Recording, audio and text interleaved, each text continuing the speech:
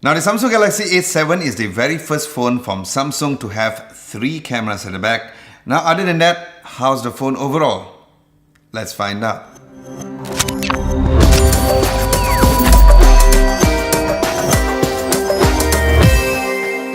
Hey, what's up guys, Adam Lobo here and you're watching Adam Lobo TV. If you guys are new, hello there.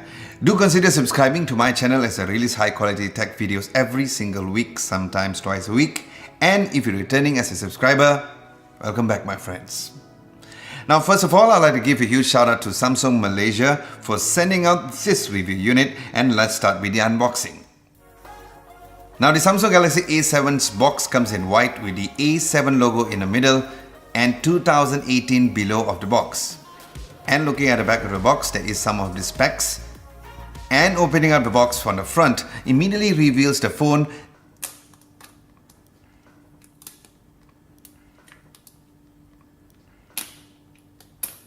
Then underneath that, there's a clear phone case and the instructions manual. You'll also find the micro USB to USB-A cable, the charging adapter, headphones, and a SIM card ejector tool. Now as for the specs, the Samsung Galaxy A7 is powered with the 2.2 GHz octa-core processor, and this is paired with 4 GB of RAM with a massive 128 GB of storage. It has Bluetooth 5.0, which means that you will get high quality audio Bluetooth streaming, and is shipped with Android 8.0 Oreo with Samsung Experience 9.0 skin. Now Samsung has decided to launch 3 color variants of the A7 here in Malaysia, which is blue, black and gold, which was a review unit that I choose because it looked very classy and premium and professional at the same time. Now as for the build quality, there is a very premium glass at the back, which Samsung calls it a premium 2.5 glass, which does not come with wireless charging, and it has the metal finishes on the sides. Now compared to the previous Galaxy A series, the phone definitely does not feel cheap, and you can almost not tell a difference that this is a mid-range phone just by holding it. Now looking at the ports and buttons, good news as Samsung has decided to still include the 3.5mm headphones jack, and they also decided to stick to micro USB instead of going with USB-C. Now on the left hand side of the phone, you will find the SIM tray, which has 2 SIM card slots, and the SD card slot, which is able to support up to 512 GB of storage. Now on the right, you will find the typical volume rocker, and here is where there is a little surprise as Samsung has decided to include the fingerprint sensor built into the power button at the side, and I must say that this is a really nice touch as it gives the phone a nice clean and premium look, and like the fingerprint scanners, you can always map it as a notification scroller, so that's pretty neat. Now as for the display, following the trend of 2018, Samsung has decided to continue with its 18.5 by 9 aspect ratio with a beautiful 6-inch Full HD Plus Super AMOLED Infinite display with screen resolutions of 2220 x 1080. So with this, consuming video content as expected from Samsung devices was second to none compared to any other phone within the mid-range market. Now the most exciting part of this phone is of course the main highlight, which is the camera, as the Samsung Galaxy A7 has 3 separate camera sensors at the back of the device, which is the very first Samsung device to have 3 cameras, especially for a mid-range phone.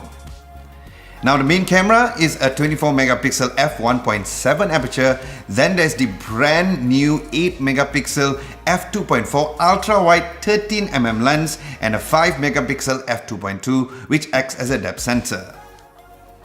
Now the daylight shots were nothing short of amazing, especially with the nicely saturated images and sharpness with the great HDR detail, especially for brighter colors where the colors really pops out nicely for the main camera.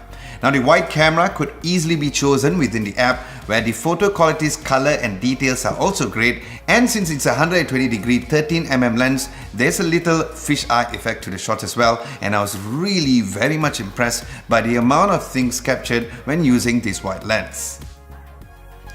And the same can be said by the great quality for the portrait live focus shots as well. Now usually low light shots for mid-range cameras are not as great as the daylight shots, but that was not the case for this phone, as there were great details in low light conditions, and the wide lens also gave a whole new perspective of the night shots. Now as for the front camera, there's a huge 24 megapixel f2.0 camera with a front facing flash, which is also something very much new for Samsung devices, where the pictures taken was good both in daylight and also low light as well. Now as for the camera's video quality, here is where the phone really shines, as the video quality was really good and the image stabilization was also really amazing at 1080p. Now as for the sound, since it has a single speaker right at the bottom, so it may not be as loud as the Samsung flagship devices, and here's a quick sound test.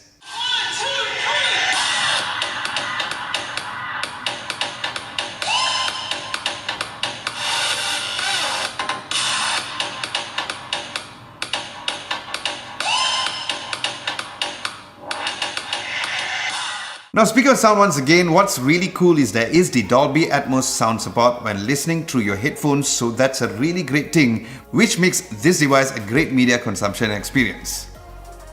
Now in terms of the phone's performance, it is not using the same processor that you would find in the Samsung Galaxy S9, but is more than capable of pushing through any task that you throw at it. Now I was indeed surprised that it came shipped with the Android 8.0 Oreo, but I definitely didn't find any issues using this phone for daily media usage and multitasking. Now as for the battery, there is 3300 mAh of battery, and coupled with the power sipping processor, you're in for a device that can last you all day depending on your usage.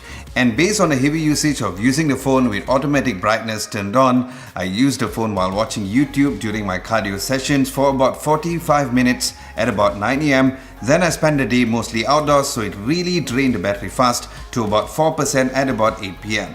So I recommend for you guys to turn off the automatic brightness, as it got me 12% at 12 AM. Now as for the phone's security, along with the fingerprint sensor at the side, there's also the face unlock, but I've always preferred the fingerprint unlock since it's more secured and also unlocks the phone faster. Now in conclusion, Samsung has definitely created a very high quality mid-range smartphone, and like I've mentioned, the build and how the phone overall is and how it performs with all the additional features like Bixby, NFC, Samsung Pay and Samsung Health, it really makes you wonder whether general users, or if you guys are a general user, whether or not you should really get a flagship phone. As the Samsung Galaxy A7 comes with a great price of only 1,299 ringgit. So yes, it is definitely a phone that I would recommend for you guys to get, and as usual, I will leave a link at the description below if you guys would like to get one. Alright guys, with this, do let me know what you guys think of the Samsung Galaxy A7 at the comment section below, or if you have any questions, feel free to ask me at the comment section below. Aside from that, thank you so much for watching. Hope you guys enjoyed this video. If you did, just like the camera, don't forget to hit the like button 3 times. Like, share and subscribe to Adam Lobo TV if you haven't done so. Don't forget to hit the bell icon just next to it to get notified for my future videos. Thank you so much for watching. This is Adam Lobo, and I'll catch you guys in the next video.